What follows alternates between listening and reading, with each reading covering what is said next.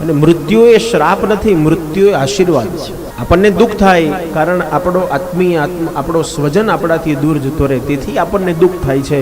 પણ ખરા અર્થમાં શાસ્ત્ર એમ કહે છે મૃત્યુ એ શ્રાપ નથી, મૃત્યુ એ આશીર્વાદ છે.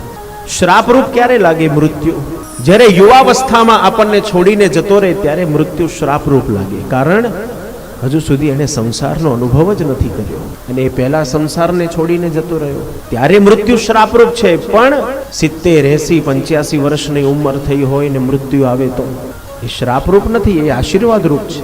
કેવી રીતે આશીર્વાદરૂપ છે? આપણે તો એમ કે મહારાજ ખોટું બોલે છે. મૃત્યુ આશીર્વાદરૂપ થોડી કહેવાય. અમારો સ્વજન, અમારો પરિવારનો સદસ્ય અમારાથી દૂર જતો રહ્યો, એ શું સારું થયું? એ આશીર્વાદ કહેવાય ભગવાનનો?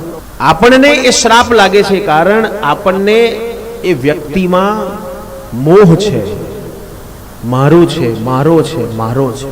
તેથી આપણને દુઃખ થાય છે, આપણે શોક વ્યક્ત કરીએ છીએ, આપણને એ શ્રાપ લાગે છે. પણ ખરા અર્થમાં મૃત્યુ આશીર્વાદ છે. કેવી રીતે આશીર્વાદ છે? તો પહેલો આશીર્વાદ, આ ઘડપણમાંથી કોણ છોડાવે? મૃત્યુ.